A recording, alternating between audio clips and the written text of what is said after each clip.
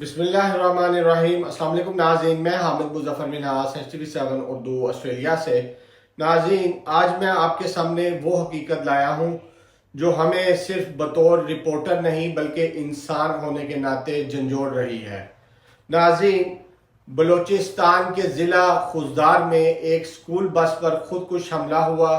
جی ہاں، سکول بس جس میں وہ بچے سوار تھے جنہوں نے ابھی خواب دیکھنا شروع کیے تھے۔ اس بزدلانہ حملے میں کم از کم 5 افراد شہید ہوئے، جن میں 3 بچے شامل ہیں، اور 38 سے زائد زخمی ہوئے۔ کچھ بچوں کی حالت تشویشناک ہے۔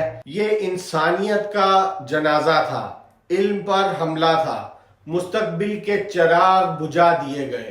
یہ حملہ اس وقت کیا گیا جب یہ بس بچوں کو ایک فوجی ادارے کے سکول لے جا رہی تھی۔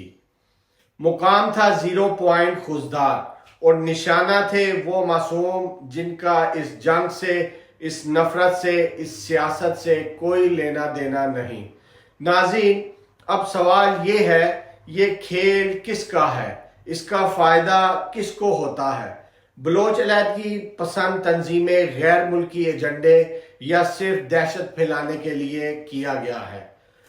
فوج نے واضح موقف دیا ہے کہ اس حملے کے پیچھے بھارتی حمایت یافتہ نیٹ ورک ہے، جبکہ وزیر اعظم شہباز شریف نے اس بزدلانہ حملے کی مذمت کرتے ہوئے کہا، یہ تعلیم دشمنی اور درندگی کی انتہا ہے۔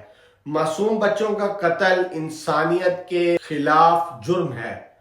لیکن سوال یہ ہے، کب تک ہمارے بچے لاشیں بنتے رہیں گے؟ کیا ریاستی اور غیر ریاستی عناصر کی یہ جنگ ختم ہوگی؟ ہم مطالبہ کرتے ہیں مجرموں کو فوری طور پر گرفتار کیا جائے، بلوچستان میں تعلیمی اداروں کو مکمل تحفظ دیا جائے، اور سب سے بڑھ کر اس واقعہ پر صرف مذمت نہیں، عملی اقدامات کیے جائیں۔ ناظرین، آج کی ویڈیو صرف خبر نہیں، یہ ایک چیخ ہے، ایک درد ہے، ایک سوال ہے، کیا ہمارے بچے محفوظ ہیں؟ اگر آپ بھی اس درد کو محسوس کرتے ہیں تو ویڈیو کو لائک کریں، شیئر کریں، اور کمنٹس میں اپنی رائے ضرور دیں۔ چینل کو سبسکرائب کریں تاکہ ہم آپ کے لیے حقیقت کی آواز بن سکیں۔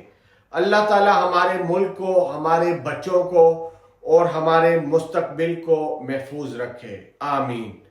تو ناظرین، اب تک کے لیے بس اتنا ہی۔ میں حامد مظفر منہاس HTV7 اردو آسٹریلیا سے۔